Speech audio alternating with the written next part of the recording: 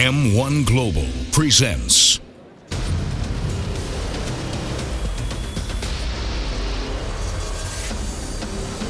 Hello, my name is Jan Petrik.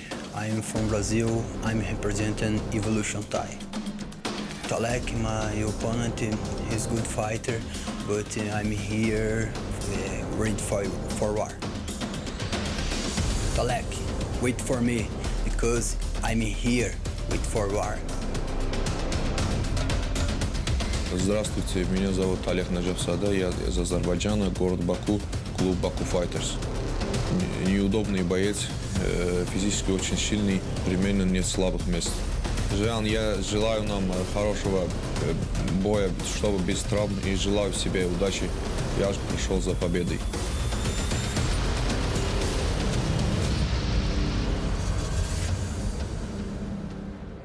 Это трехраундовый поединок в среднем весе в синем гурейдже, спортсмен из Бразилии. Приветствуйте, Жан Петрик!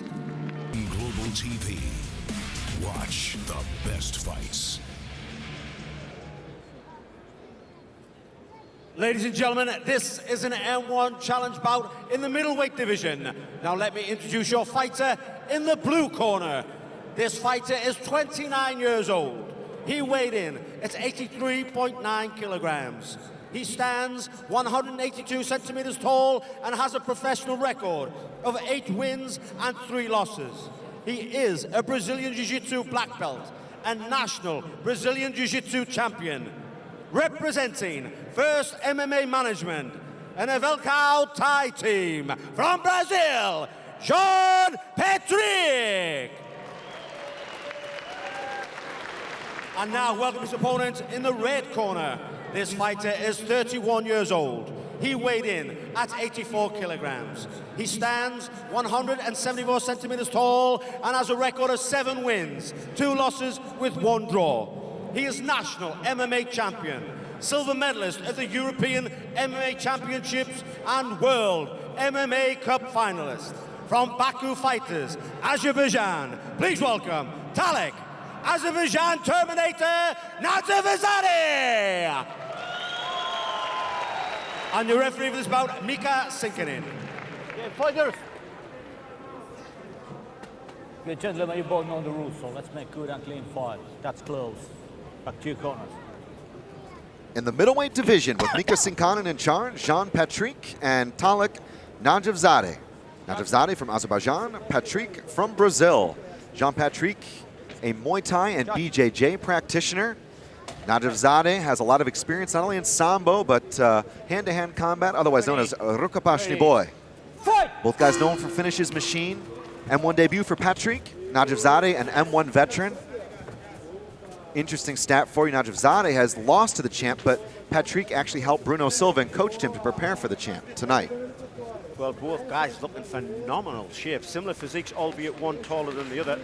It'll be interesting to see where they want this, because obviously Velcao is a Thai boxing gym, yet he's also a Brazilian black belt jiu-jitsu, so maybe he'll try his luck standing, will Jean? Or will he try it on the ground? One of the big focuses for Naджафзаде was conditioning. He said, I got to get ready to drag this guy into deep waters. I really worked on my stamina for this fight, he said, and he thinks that may be a factor against the Brazilian debutant in M1. Stop. Oh. Time. It's hard to see from my angle whether that was a low blow, but I'm sure Petrik wouldn't have... Yeah, of course it was, yeah. Petrik wouldn't have said it was if it wasn't.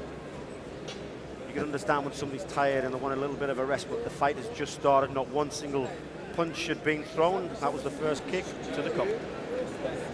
Well, the instep falling just off sides there. Good refereeing there from Mika Sinkanen. And the action will resume here in the first frame. Touch of gloves. Well, when I saw this matchup, I thought, wow, this is going to be interesting. You couldn't really pick who was going to win, because it's one of those interesting matches where you think, you know, are they going to keep it standing? Because they you know, that Naджафзаде likes to throw big bombs, but he also likes to wrestle. But will he wrestle against the BJJ black belt? Yeah, that's the big thing.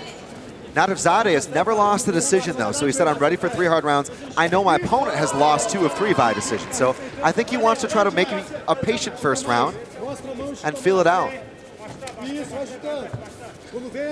Pečrik really unable to catch anything too significant so far either. Southpaw versus Orthodox open stance matchup.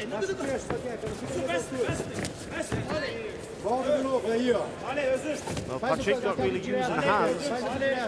Whereas, as you can see, Talek threw a big shot. The good thing about this canvas is it actually absorbs some of the water, so it's very hard to slip on this canvas. Yet we've seen it a few times tonight, and I've noticed that guys that normally wear an ankle strap, whether it's that friction which is allowing them to slip. Oh, there we go, nice takedown. Tries to step them out. Side control here for Pečrik. After landing a couple of good inside low kicks, we see the mats. And Naджафзаде is in a very compromising position. He's going to slide over. He's going to try to at least. There we go, bound position.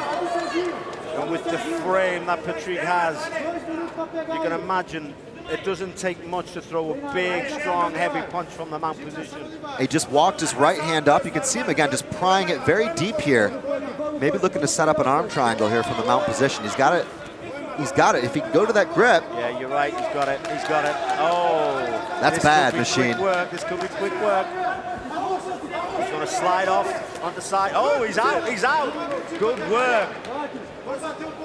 Very smart work there from Naджaфзаде. He almost waited until the last minute and then escaped. Full guard here for Naджaфзаде. Pečrik was actually talking to his corner there, obviously in Portuguese, so I'm not sure exactly what he said, but he shouted over to his corner, maybe asking how long is left. Because the muscle on these guys, obviously, they're going to absorb a lot of oxygen. Ground and pound, pretty weak, to be honest.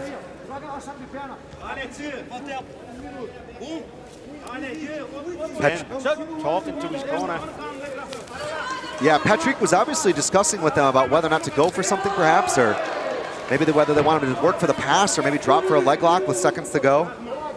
Those things can influence your decision in the fight. Of course, and obviously depending how long is left as well, he might be thinking, right, do I go for broke? Do I, you know, sometimes I shout 15, 10 seconds left to my students when they're fighting, and that's me telling them, not just 10 seconds left, but to go for something, go for an armbar, go for a leg lock, go for something. Because if you fall to your back with only 10 seconds left to go, that's the end of the round, and you're not going to get caught into any trouble. Well, the jiu-jitsu was very sleek. Nice control, positioning. Position before submission, as they say. Pečrik working on a quarter guard there. Beautiful wow, work. Beautiful. That's what you call explosion. That's what you call a scramble. That was great work. Yeah, exactly what I was thinking too, Machine. He waited until he was looking to get that mount and then just exploded out from underneath him and then double-legged him. Come over for omoplata or gogoplata. So you have the flexibility. Decides to leave it. Pečrik was doing a good job there of wrapping his knee. He does it again. That's that Williams guard. We see that a lot now. Not only does it lock your opponent in, but it can allow you for setups like an omoplata or a gogoplata. Kind of an unorthodox guard. That's the end of the first. Well, a good, strong round for Pečrik, but right at the end, Naджaфзаде actually took control, but I don't think it was enough to win the first round. Well, we saw some awesome back and forth action. Actually, in the middle of some discussions between Pečrik and his corner, the Toriander pass there, throwing the legs to the side, trying to step in and punching off it. Just a very joined up fighter, a very connected fighter, has a good understanding of all the different positions, but not to take anything away from the fighter from Azerbaijan, Naджaфзаде showed education of when to defend that arm triangle and education of when to try to reverse position, which he did so successfully twice. Machine, how do you got that? 10-9 Pečrik? Yeah, 10-9. I would just like to see Petrik's ground and pound work a little bit better for him. There wasn't a lot of power, and looking at the guy's stature, body physique, the ground and pound should be really strong.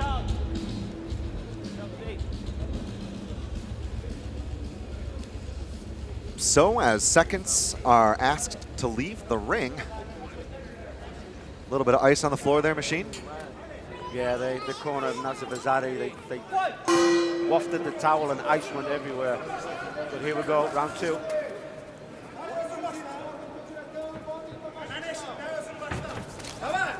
Fastball 1-2 there. Oh, there's the wrestling. That's the wrestling that we normally see. And he has a good, strong ground and pound as Talek. Talek Naджафзаде, I suspected, was going to look to try to take him into the second, win that, win the third. But if the game plan was to win 3 hard rounds, I think he's in a position where he's got to be convincing here. Oh, without a doubt, yeah. He's definitely lost the first. But we've said that before, Chris, and we've been wrong. Let's be careful of the triangle. The legs are coming high. And you talked about the stamina and the gas tank for Petherick. Well, this is where Naджафзаде can make him work, continue to get him tired, maybe work for that pass. Well, I've always said every good single punch from ground and pound will wear out your opponent. The gas tank will go down and down and down. That's why you have to pick your shots cleverly. They don't necessarily have to rock them senseless, but they do have to connect to wear down that gas tank. Petherick trying to maybe hit a spinning arm lock. Yeah, he can sweep with that position as well. I think he would have liked to underhook the leg. Good grips here from Petherick. Again, the way he's using his legs here to try to force his opponent Naджафзаде backwards, that kind of disallows some of the posturing for ground and pound. I mean, it's very educated. Naджафзаде actually complained to the referee that Petherick had a hold of his glove. To be honest, Petherick will be used to holding things because Brazilian Jiu-Jitsu, he's grabbing the gi constantly. Yeah, his grips do look pretty good where he goes from wrist control to controlling the back of the arm, behind the elbow. He's making Naджафзаде really have to think about every single maneuver. And I think he'll force a stand-up because of that. He just has. He's just forced to stand up. Naджафзаде will not be happy with that. Ready, fight! Yeah, he took him down and threw a couple good hands at risk of getting clipped, but got that level change, punched his way inside. Petherick will be aware of this now. Can he defend it? Yes, he can. Throw. Beautiful wizard throw. He had the double underhooks. The counter to that is a whizzer, and that's what he got. Great work by Petherick.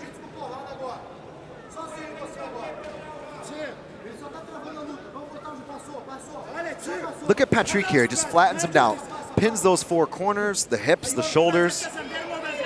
He's a very, very, very slick guy. Those little, small, invisible details in grappling, they're working here. Stays very, very high, controlling the back of the neck.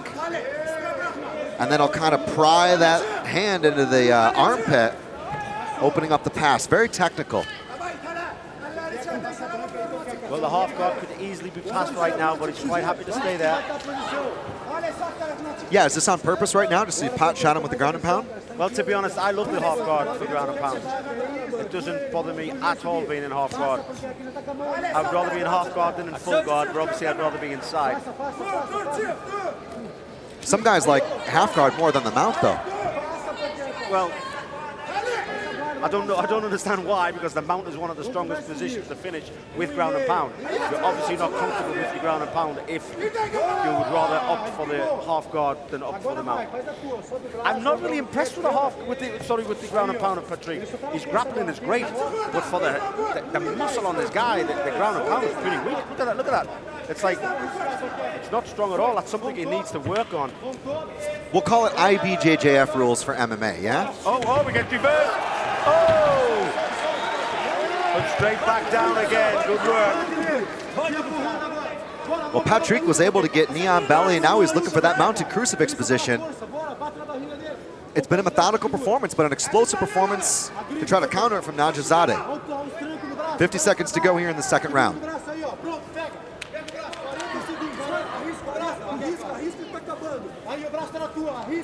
Breathing heavy on top of Petherick. Took a big deep breath. He's going to try and swing around for an armbar now. Oh, too late. You can see him setting that up.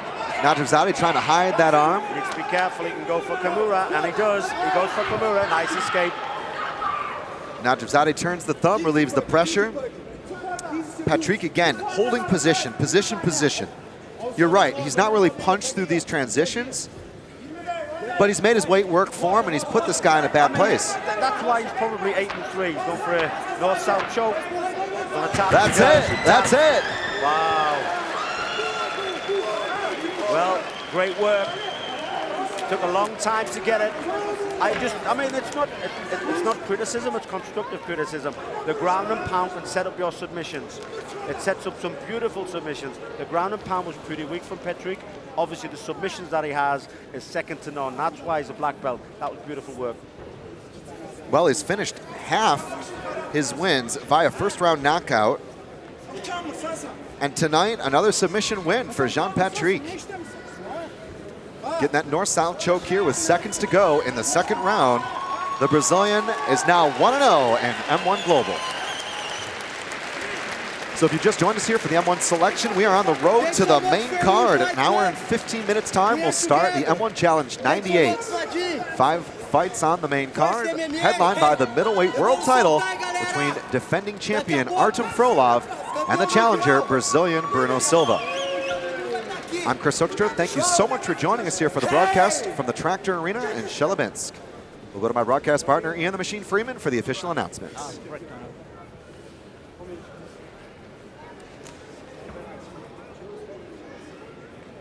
Ladies and gentlemen, after 4 minutes, 55 seconds of the second round, we have a winner due to tap out to north-south choke, Ján Pietrek!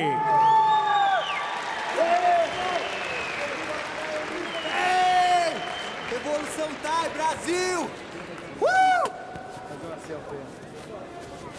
Bora, Sérgio!